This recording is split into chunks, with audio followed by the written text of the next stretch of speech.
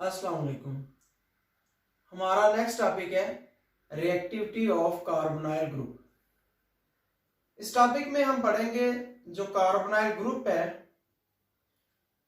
उसकी रिएक्टिविटी क्या है, उसके ऊपर रिएक्टिव साइट्स कौन सी हैं, और कार्बोनाइल ग्रुप जो उसकी रिएक्टिविटी है वो इतना रिएक्टिव क्यों है, रीजंस क्या हैं। फिर पैटर्न ऑफ रिएक्टिविटी है कि कार्बोनाइल ग्रुप किस किस किस्म के रिएक्शंस देता है। ठीक है, तो ये सब चीजें हम इस टॉपिक में पढ़ेंगे। बेसिकली यहां हम रिएक्टिविटी ऑफ कार्बोनाइल ग्रुप को 3 हिस्सों में डिवाइड करेंगे। पहले है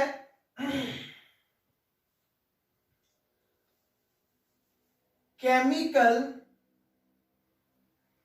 nature of carbonyl group.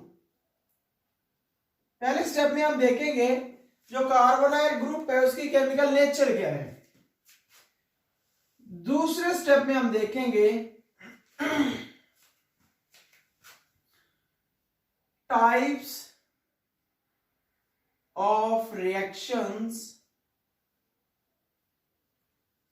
Due to carbonyl group. फिर हम देखेंगे कि वो जो केमिकल नेचर है कार्बोनाइल ग्रुप की या जो केमिकल स्ट्रक्चर है कार्बोनाइल ग्रुप की, उसकी बुनियाद पर कार्बोनाइल ग्रुप कैसे कैसे रिएक्ट कर सकता है, या कौन कौन से रिएक्शंस दे सकता है। और तीसरा पॉइंट होगा effect of carbonyl group effect of catalyst on carbonyl group. तीसरे पॉइंट में हम देखेंगे जो कार्बोनाइल ग्रुप है या जो कार्बोनाइल कंपाउंड्स हैं, एल्डिहाइड्स हैं, ये कीटोन्स हैं, इनके ऊपर बेसिक सेंस में जो दो कैटालाइज्ड रिएक्शन होंगे, base catalysed reaction, acid catalysed reactions, उनमें क्या फर्क है या किस तरह से वो कार्बोनाइल ग्रुप में सपोर्ट करते हैं उसकी रिएक्टिविटी को। ठीक है, तो पहले हम डिस्कस करते हैं chemical nature of carbonyl group. जो कार्बोनाइल ग्रुप है इसकी केमिकल नेचर क्या है।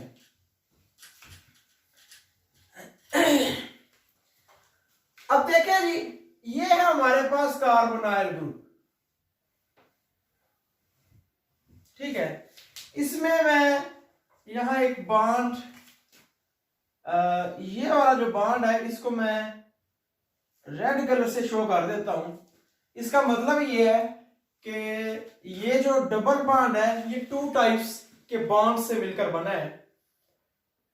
ये आपको कॉमनली पता है कि जो डबल बॉन्ड होता है उसमें एक बॉन्ड कौन सा होता है, सिग्मा होता है, और दूसरा बॉन्ड कौन सा होता है, वो पाई बॉन्ड होता है। ठीक है, तो डबल बॉन्ड के अंदर एक सिग्मा बॉन्ड होता है, दूसरा पाई बॉन्ड होता है। अब ये तो इसकी नेचर है कि कौन कौन से बॉन्ड है। ये जो सिंगल बॉन्ड होता है ये वाले, ये दोनों सिग्मा बॉन्ड ही हैं। ये भी सिग्मा बॉन्ड है, ये भी सिग्मा बॉन्ड है। इनको सिग्मा बॉन्ड्स क्यों कहते हैं, इसकी पहचान क्या है। तो फर्स्ट ईयर में आपने ये बहुत डिटेल में पढ़ा था कि जब सिंगल बॉन्ड आएगा वो हमेशा सिग्मा बॉन्ड होगा और स्ट्रॉन्गर बॉन्ड होगा, स्ट्रॉन्ग होगा। और जब डबल बॉन्ड होगा उसमें एक बॉन्ड तो सिग्मा है ही है। कोई भी दो एटम्स के दरमियान बनने वाला पहला बॉन्ड सिग्मा होता है और वो लाजमन दो एटम्स के दरमियान बॉन्ड बनता है। उसके बाद पाई बॉन्ड का चांस आता है। और यहां पर चूंकि 2 बॉन्ड है तो इनमें एक सिग्मा है, ये मैंने ब्लैक से कलर से इजहार कर दिया, एक पाई बॉन्ड है। ठीक है, तो ये तो एक ओवरऑल इसकी इलस्ट्रेशन होगी कि बॉन्ड्स कौन कौन से हैं। अब अगर बात की जाए इसकी रिएक्टिविटी की, तो हम इसकी केमिकल नेचर के ऊपर अब हम डिस्कस करते हैं कि किस तरह से ये जो ग्रुप है ये इतना रिएक्टिव है या रिएक्शंस किस तरह से ये देता है। देखें, ये बॉन्ड हाईली पोलर है। ये जो डबल बॉन्ड है ये हाईली पोलर बॉन्ड है। क्यों पोलर बॉन्ड है?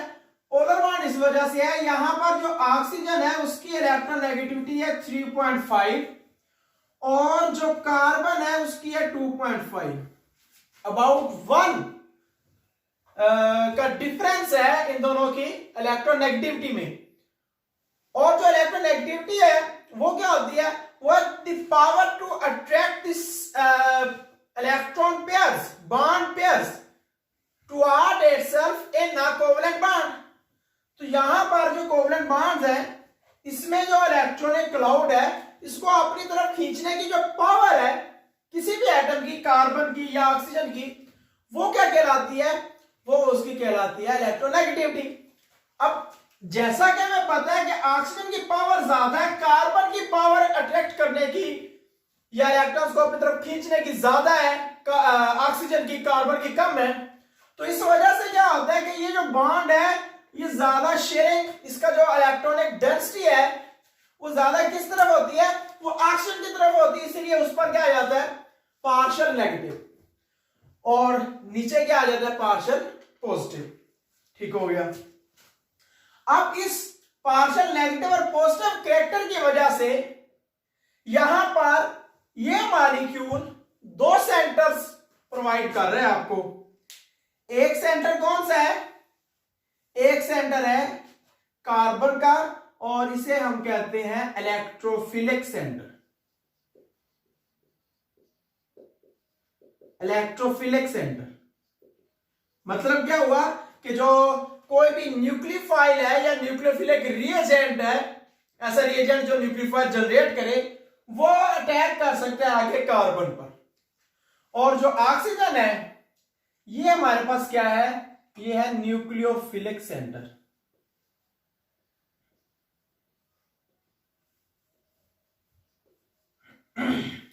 अब रिएक्शंस के लिहाज से अगर देखा जाए तो जो कार्बोनाइल ग्रुप है वो इलेक्ट्रोफिलिक रिएक्शन भी दे सकता है due to the presence of nucleophilic oxygen. मतलब कोई भी इलेक्ट्रोफाइल ऐड होगा, इलेक्ट्रोफिलिक एडिशन रिएक्शन, कोई भी इलेक्ट्रोफाइल ऐड होगा तो इलेक्ट्रोफिलिक रिएक्शन भी दे सकता है।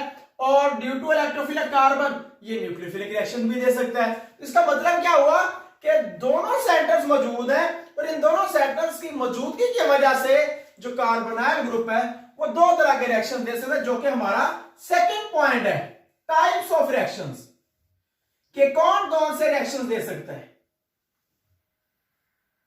ठीक हो गया। तो कौन कौन से रिएक्शन दे सकता है जी? ये पहला रिएक्शन क्या देगा? ये देगा न्यूक्लियोफिलिक एडिशन रिएक्शन। मतलब कोई भी न्यूक्लियोफाइल कार्बोनाइल ग्रुप में ऐड किया जा सकता है, तो वो कहां ऐड होगा? इलेक्ट्रोफिलिक कार्बन पर। तो ये न्यूक्लियोफिलिक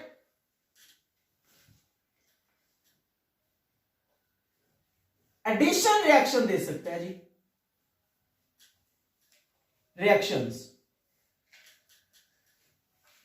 दूसरी बात, अब कोई भी इलेक्ट्रोफाइल भी ऐड किया जा सकता है। मतलब कोई भी इलेक्ट्रोफिलिक रिएजेंट, कोई ऐसा रिएजेंट जो इलेक्ट्रोफाइल प्रोड्यूस करे, वो भी इधर ऐड किया जा सकता है। वो यहां इसके साथ रिएक्ट करवाएंगे तो ऑक्सीजन उसके ऊपर अटैक करके उसको अपने साथ अटैच करवा लेगा या बॉन्ड बना लेगा। तो मतलब क्या हुआ कि ये इलेक्ट्रोफिलिक एडिशन रिएक्शंस भी दे सकता है।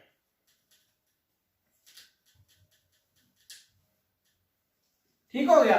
तो ये दो टाइप्स के रिएक्शन मेजर हम इसकी सिर्फ रिएक्टिविटी साइड की बुनियाद पर बात कर रहे हैं कि ये न्यूक्लियोफिलिक एडिशन रिएक्शंस भी देगा, न्यूक्लियोफाइल भी ऐड हो सकता है और इलेक्ट्रोफाइल भी ऐड हो सकता है और इलेक्ट्रोफिलिक रिएक्शंस भी दे सकते हैं। मतलब इलेक्ट्रोफाइल भी उसमें ऐड हो सकता है। ठीक है।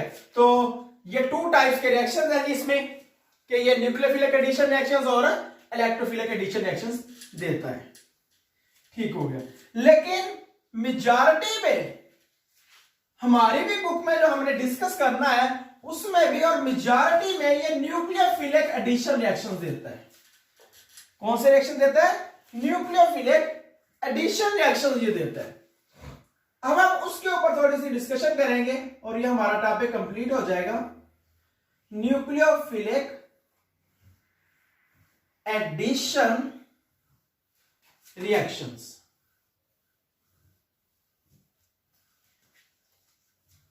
ठीक है। अब आपकी बुक में जो रिएक्शंस गिवन है न्यूक्लियोफिलिक एडिशन वो दो टाइप्स में है, ये दो हिस्सों में डिवाइडेड है। एक है, चले इधर ही हम दो पोर्शन इसके बना लेते हैं। एक है जी base catalysed nucleophilic addition reactions और दूसरा है हमारे पास acid catalysed nucleophilic addition reactions. अब ये टू टाइप्स के रिएक्शन दे रहा है जी यहां। ठीक है। अब रिएक्शन ये हम बेस कैटालाइज करवाएं या हम एसिड कैटालाइज करवाएं, मतलब हम बेस को एज अ कैटालिस्ट यूज करते हुए रिएक्शन करवाते हैं न्यूक्लियोफिलिक एडिशन, या हम एसिड को कैटालाइज के तौर पर कैटालिस्ट के तौर पर यूज करते हुए न्यूक्लियोफिलिक एडिशन रिएक्शन करवा दें। ओवरऑल जो आपका प्रोडक्ट बनेगा वो सेम होगा। सही है। फिर रिपीट कर रहा हूं, आप बेस कैटालाइज रिएक्शन करवाएं या आप एसिड कैटालाइज रिएक्शन करवाएं, दोनों में क्या होगा, आपका जो फाइनल प्रोडक्ट होगा वो एक ही बनेगा। ठीक है। अब बेस कैटालाइज किस तरह से किया जाता है, एसिड कैटालाइज किस तरह से होता है, हम इसके ऊपर अलग-अलग से डिस्कस करते हैं।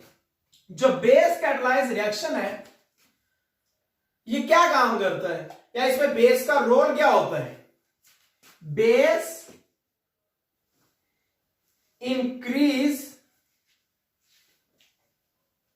increases the nucleophilic character of reagent। ये है बेस का काम। बेस क्या काम कर रहा है कि जो रिएजेंट हम यूज करेंगे, मतलब जिस केमिकल को हम कार्बोनाइल कंपाउंड के अंदर ऐड करेंगे, बेस क्या काम करता है, बेस उस रिएजेंट का जो न्यूक्लियोफिलिक कैरेक्टर होगा, न्यूक्लियोफिलिक पोर्शन होगा, उसका न्यूक्लियोफिलिक कैरेक्टर बढ़ा देगा। ठीक है। तो किस तरह से बढ़ाता है जी, देखें। ये लेट्स सपोज हमारे पास एक न्यूक्लियोफाइल है, सॉरी न्यूक्लियोफिलिक रिएजेंट है। ये एक रिएजेंट है जिसे आप न्यूक्लियोफिलिक रिएजेंट कह सकते हैं। न्यूक्लियोफिलिक रिएजेंट क्यों कह रहे हैं? क्योंकि इसने न्यूक्लियोफाइल जनरेट करना है। ठीक हो गया। अब आप क्या करते हैं, आपने इसको अब किस में ऐड करना है, कार्बोनाइल कंपाउंड में। आपने इसको कार्बोनाइल कंपाउंड में ऐड करना है। तो पहला काम क्या होगा, यहां पर हम बेस इसमें ऐड करेंगे। अब ये OH नेगेटिव जो है ये किसको रिप्रेजेंट कर रहा है, ये रिप्रेजेंट कर रहा है बेस को। तो बेस का काम क्या होता है, इसने प्रोटॉन एक्सट्रैक्ट करना होता है, मतलब प्रोटॉन अपने साथ अटैच करा लेना होता है। तो ये जो बेस का नेगेटिव चार्ज है ये हेडियन जो रिएजेंट है इसके हेडियन पर अटैक करेगा और ये न्यूक्लियोफाइल जनरेट हो गया। हमारे पास क्या बन गया, H2O प्लस Nu नेगेटिव। ठीक हो गया। अब यहां पर आप क्लेरिफाई कर सकते हैं, इस हालत में न्यूक्लियोफाइल क्या है, न्यूट्रल है। इसके ऊपर कोई चार्ज नहीं है। लोन पेयर होगा, डेफिनेट बात है, जो न्यूक्लियोफाइल है लोन पेयर तो रखेगा अगर नेगेटिव चार्ज नहीं है। अब यहां पर जस्ट इसने न्यूक्लियोफाइल ने लोन पेयर रखा होगा, लोन पेयर होगा, चले लगा भी देते हैं। अब हुआ क्या है कि बेस ने इसके अंदर से प्रोटॉन निकाला इस रिएजेंट के अंदर से, और ये देखें यहां पर लोन पेयर तो इसका है ही है, इसके ऊपर नेगेटिव चार्ज आ गया। अब न्यूक्लियोफाइल क्या होता है? न्यूक्लियोफाइल कहते हैं जिसके पास एक्सेस में इलेक्ट्रॉन हो और वो न्यूक्लियस लविंग हो, मतलब वो पॉजिटिव कैरेक्टर के ऊपर अटैक करे। अब यहां पर इसके पास सिर्फ लोन पेयर था, यहां पर लोन पेयर भी आया और प्लस क्या आ गया? नेगेटिव चार्ज आ गया। So here this nucleophilic component is not very strong nucleophile. This nucleophilic component or this nucleophile is more stronger than this one. अब ये न्यूक्लियोफाइल स्ट्रॉन्गर हो गया क्योंकि उसके ऊपर डबल कैरेक्टर आ गया, लोन पेयर भी आ गया, नेगेटिव चार्ज भी आ गया, इसलिए ये क्या है? ये मोर स्ट्रॉन्गर हो गया। अब इसका फायदा क्या होगा? इसका फायदा ये हुआ कि अब ये न्यूक्लियोफाइल बहुत ज्यादा स्ट्रॉन्गर है, तो क्या होगा? इधर ही हम लगा लेते हैं, ठीक है। तो अब न्यूक्लियोफाइल क्या करेगा? अब न्यूक्लियोफाइल ने अगले स्टेप में, इसको मैं फर्स्ट स्टेप कह देता हूं, अगले स्टेप में इस न्यूक्लियोफाइल ने अटैक किस पर करना है? कार्बन है, कार्बन पर। इस पे पार्शियल पॉजिटिव ये है, पार्शियल नेगेटिव ये है, ये है न्यूक्लियोफाइल। अब इस न्यूक्लियोफाइल का इस कार्बन पर अटैक ज्यादा इजी हो गया। क्यों? क्योंकि ये स्ट्रॉन्गर हो गया, दिस इज स्ट्रॉन्ग न्यूक्लियोफाइल, और ये इस कार्बन पर फौरी अटैक करेगा और ये बॉन्ड इधर शिफ्ट।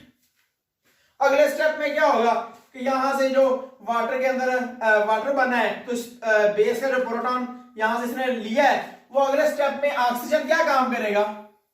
थर्ड स्टेप में ऑक्सीजन क्या काम करेगा? ये आपके पास बन गया सॉरी, ये आपके पास बन गया कार्बन नेगेटिव, यहां पर न्यूक्लियोफाइल आ गया, ठीक है, और ये चार बॉन्ड कार्बन के पूरे हैं, लेकिन ऑक्सीजन के ऊपर यहां पर क्या आ गया? नेगेटिव आ गया। सही है। अब क्या होगा अगले स्टेप में कि यहां पर ये न्यूक्लियोफाइल लगा ही लगा है, कार्बन ये ऑक्सीजन का नेगेटिव है, ये आपके पास आ गया, कंप्लीट इसकी बॉन्डिंग होगी, प्लस वो जो वाटर था OH का, OH से जो वाटर बना था, इसका ये पार्शियल पॉजिटिव, ये पार्शियल नेगेटिव, ये इस पर अटैक करेगा और आपके पास ये प्रोडक्ट क्या बना देगा? ये बना देगा जनाबे वाला न्यूक्लियोफाइल कार्बन OH, ये आपके पास बाकी बॉन्ड है, प्लस OH रीजनरेट हो गया। मतलब क्या हुआ? बेस यहां पर रीजनरेट हो गया, जो शुरू में यूज हुआ था, इसलिए ये बेस कैटालाइज रिएक्शन है, ठीक है। अब ये तो इसका मैकेनिज्म है बेस कैटालाइज रिएक्शन का, वो बात तो अलग है, लेकिन यहां पर फोकस ये करने वाली बात फिर वही है कि यहां पर बेस ने क्या किया? न्यूक्लियोफिलिक कैरेक्टर बढ़ा दिए। So this point relates to this reaction. सही है कि जो बेस कैटालाइज रिएक्शन है उसमें बेस जो है वो न्यूक्लियोफिलिक कैरेक्टर जो होता है रिएजेंट का, उसको बढ़ा देता है। क्लियर हो गया? अब हम बात करते हैं एसिड कैटालाइज रिएक्शन की, कि एसिड कैटालाइज रिएक्शन में क्या होगा।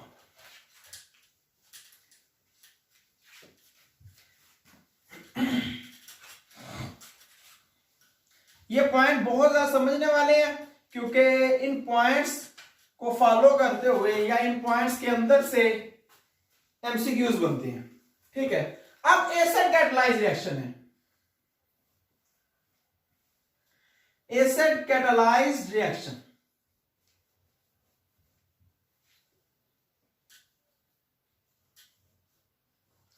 अब इसमें क्या होगा? इसमें हमारे पास होता क्या है कि ये कार्बन है, ये कार्बोनाइल ग्रुप है, इसमें ये आपके पास है नेगेटिव, ये आपके पास है पॉजिटिव। अब इसमें पहले स्टेप में क्या होगा? पहले स्टेप में इसमें आएगा यहां पर एसिड, क्योंकि एसिड किसे कहते हैं? जिसमें हम proton H positive ion add कर रहे होते हैं। तो होता क्या है? इसके पास लोन पेयर्स भी होते हैं, ठीक है। तो होगा क्या? आप यहां लोन पेयर से इसका अटैक करवा दें, या डायरेक्ट यहां से ये इसमें जो पाई बॉन्ड है उसका अटैक करवा दें, बात एक ही है। ठीक है, चले आप यहां से इसके लॉन पेयर का अटैक करवा दें। इस लॉन पेयर ने अटैक कर लिया इस H पॉजिटिव पर और आपके पास क्या बन गया, आपके पास ये कुछ इस तरह का सिचुएशन हो गई है।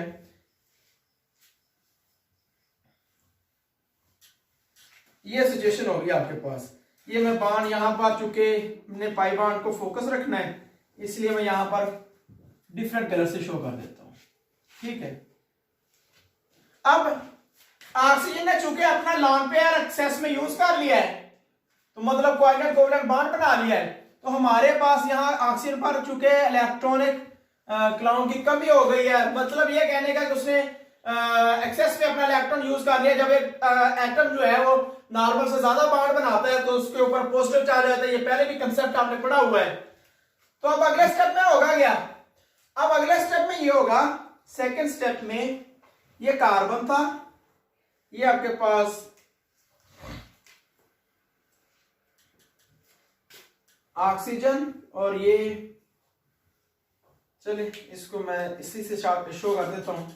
ये आपके पास हाइड्रोजन है, इसके ऊपर पॉजिटिव है, ये आपके पास डबल बॉन्ड आ गया।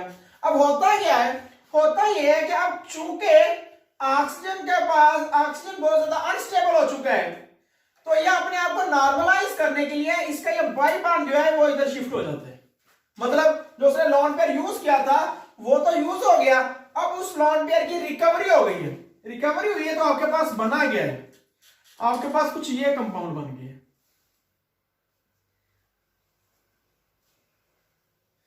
अब ये, अब यहां पर पाई बॉन्ड इसका तो ऑक्सीजन तो रिकवर हो गया, मतलब ये लॉन पेयर उसका मिल गया। ठीक है, अब उसका तो लॉन पेयर रिकवर हो गया, मिल गया उसको, लेकिन यहां कार्बन के पास क्या आ गई, इलेक्ट्रॉन्स की कमी होगी, तो इस कार्बन पर क्या आ गया, पॉजिटिव आ गया। ठीक है, अब अगले सिनेरियो में होगा क्या, या इस सारी चीज बताने का मतलब क्या था। अब देखिए एसिड आपने ऐड किया, एसिड ऐड करने से क्या हुआ कि जो कार्बोनाइल कार्बन था उसका इलेक्ट्रोफिलिक कैरेक्टर बढ़ गया है। यहां पर ये है पार्शियल पॉजिटिव, यहां पर ये है कंप्लीट पॉजिटिव।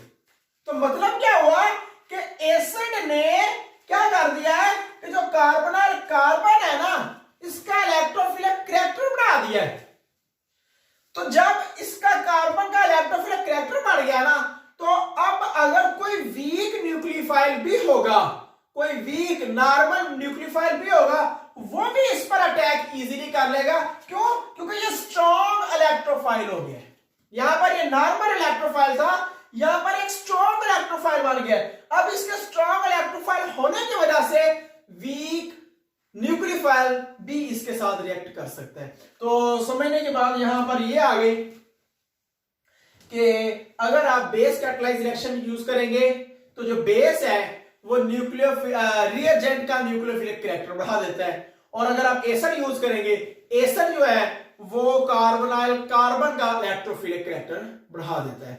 मतलब बेस आप यूज करेंगे, बेस आप जब यूज करेंगे तो स्ट्रॉन्ग न्यूक्लियोफाइल प्रोड्यूस होगा और वो रिएक्शन में हिस्सा लेगा, और अगर आप एसिड यूज करेंगे तो वीक न्यूक्लियोफाइल से भी काम चल सकता है।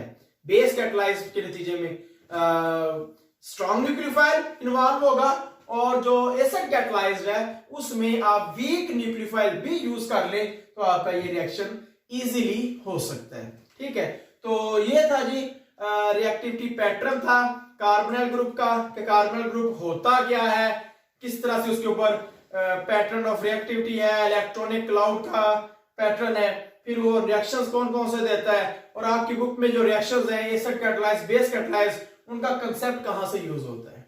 ठीक हो गया, ओके जी, अल्लाह हाफिज।